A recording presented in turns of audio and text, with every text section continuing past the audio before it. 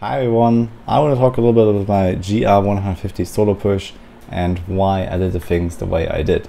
So you might have seen my video. I got the at least temporary World Rank 1 GR150 solo clear with my LOD Wave of Light Monk. That was a really amazing run, a really amazing push, and I had tons of fun with that.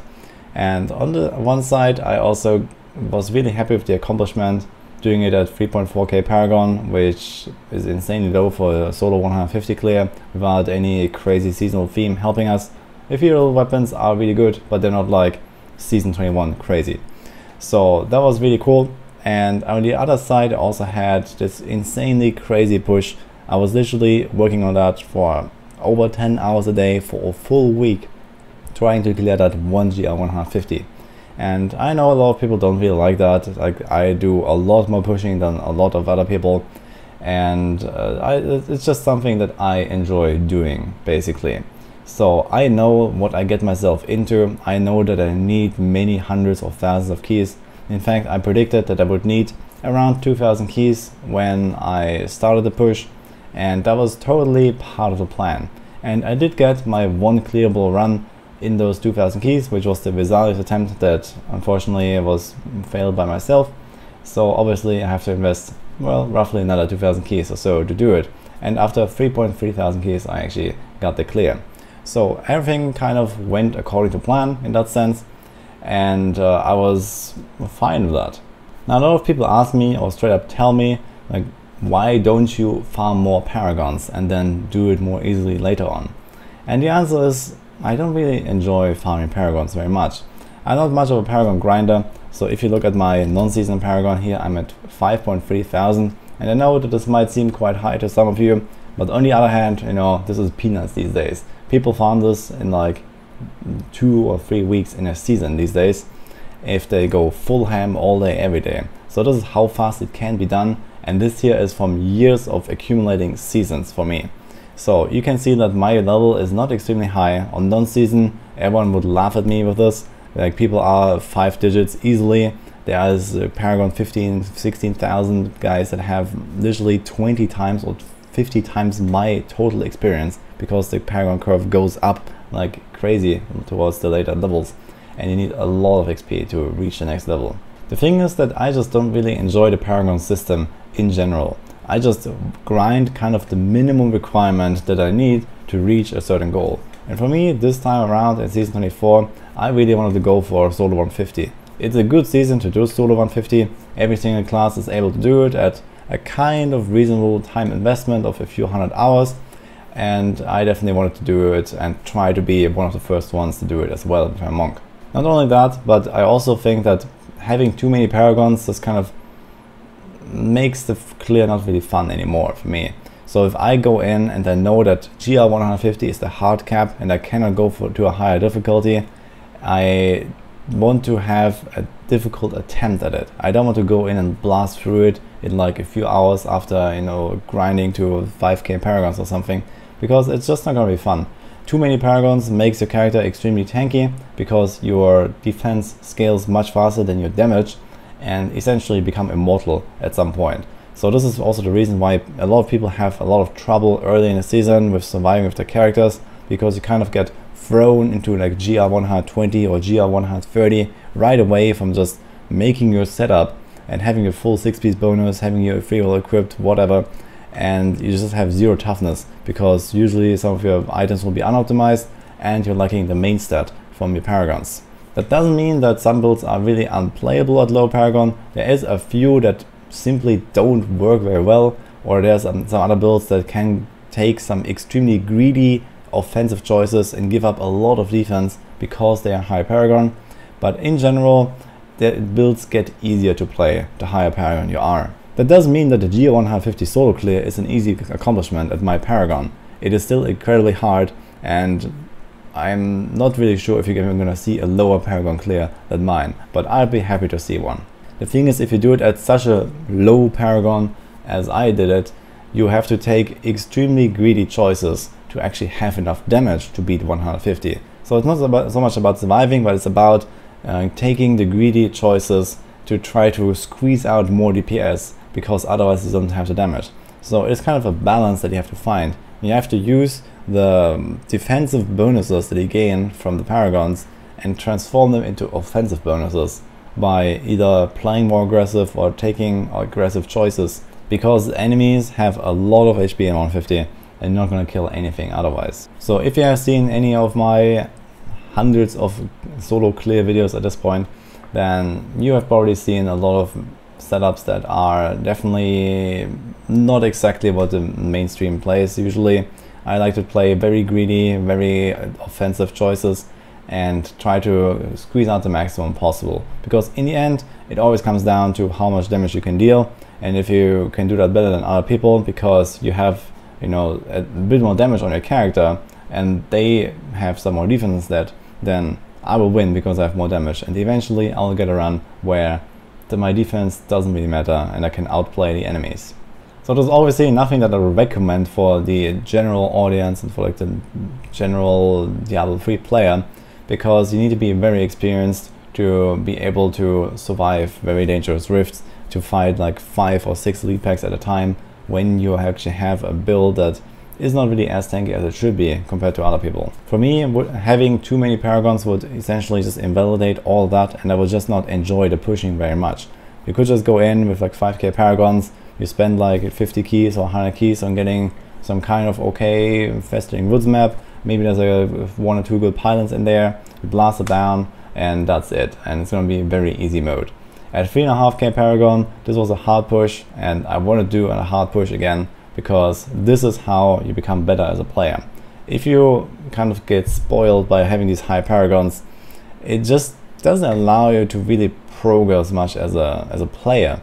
So this is something that I really value. I want to improve myself, I want to become better at the game, and I still do every single time, every single season, I become better at the game. That is really the main accomplishment that I earn here. It's not so much the clears, you know, I enjoy having my rank 1s, I enjoy having my time in the sun, so to say, but in the end I know that they're not gonna stick. I know that there's gonna be some Paragon grinders coming after me and just, you know, blowing away my clears because I have no chance against them. Paragons wins, and I want to mostly focus on my own goals, I want to focus on my own development, and even after 8,000 hours played, and after hundreds of pushes and tens of thousands of keys of pushing, I still become better at the game every single time. And for me, this is really one of the things that I get the most joy out of. So when I started my Monk Solo 150 push, I was not playing the setup very well, to be honest. So I know a lot of the game. I know a lot about different monster types, about maps, about how to manipulate pylons. I know about the bosses, how to dodge things. Of course, you know, there's a lot of like general knowledge, and then there's also a lot of build specific knowledge, and I didn't know anything about the build. I have never played Way of Light before, and you had to learn the timings, you had to learn the muscle memory, you had to learn how to cycle and strike the right amount of targets, you had to learn how to epiphany, teleport, when to use the dash, how to use your cooldowns, when to reset with your zodiac procs, and all these kind of things that kind of just make the build what it is. And then you also need to learn how to play around very specific encounters. If you find this or that elite type, if you find this elite affix, if you find this monster type. There were some monster types that I had no chance against at the start of my push, and then over time I adapted my strategies in very unique and very detailed ways to try to beat certain monster types that otherwise I was instant skipping, because I didn't have a chance against them in my first 1000 keys of pushing. But later on I tried other things, and it just became much better because of the way I kited enemies, for example, in the way that I decided when to attack versus when to kite. And if you watched my streams during that time period, you could have probably looked for those improvements over time, where I was just simply performing better and better towards the end of my push. And essentially, even though sometimes I might get unlucky and I just not get any good rifts for a while when I fish for a good rift, in the end the play style that I adapted was a lot more effective than what I started with. And this is nothing that is monk specific. This happens literally every single time I do a push with every single build that I have not previously played a lot already. So this means that even after 3000 keys of pushing, I was doing this for 10 hours a day, I was still improving, and I could probably still learn some things about pushing with light. And the thing is that all this would get completely lost if I just farm too many Paragons and go in and clear 150 after a few hours of trying. I would not really get to experience very much of the variety of the game, of what you encounter when you fish.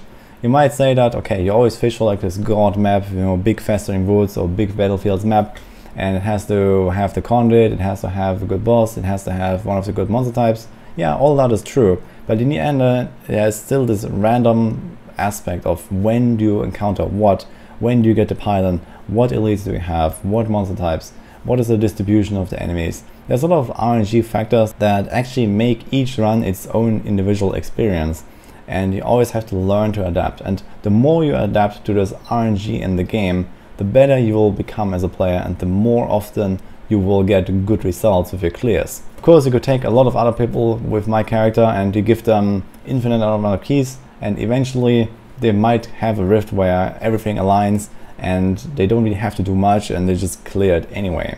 But it also comes down to how many of the possibly clearable rifts are you able to clear because you play it well. And the answer is you should try to get to as close as possible to 100%. And this is what I try to achieve. In my 3300 keys, I had exactly 2 rifts that were clearable, and one I failed at the boss being 1% HP because my dashing strike didn't go off.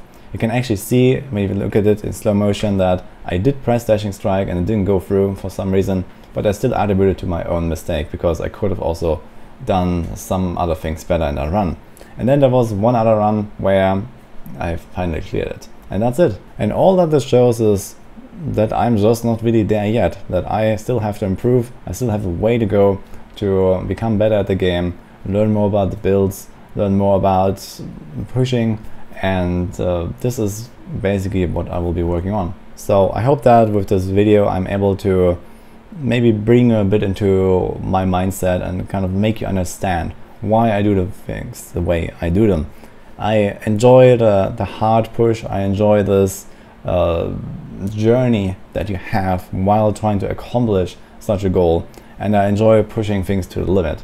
I want to get the lowest Paragon 150 clear. I don't want to get the best GR150 clear. I don't want to have the fastest time.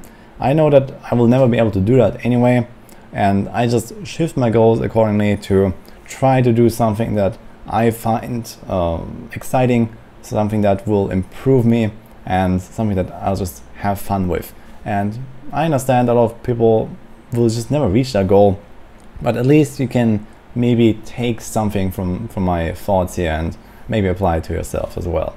So this is my thoughts on the topic. With all this being said, I also want to make a bit of a calculation example of farming more Paragons versus pushing more for people that kind of want to reach a certain goal the fastest way possible, because the way that I did it now was not the most optimal strategy if you're talking about going for like the world first, for example.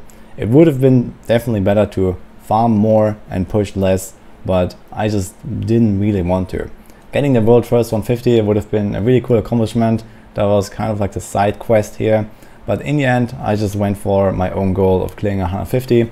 Of course, being the first one to do it would be awesome, being rank 1 for a little while would be awesome, but this is not really what bothers me too much. I could have definitely shifted some things in my strategy, even in my starting group composition and these kind of things, to work towards that goal more efficiently than I did. Doesn't mean that I was terrible. I had a great group with my teammates and we were efficient, but there could have definitely been some optimizations, and there could have been definitely another 200-300 Paragons that would have helped a lot on the actual clear.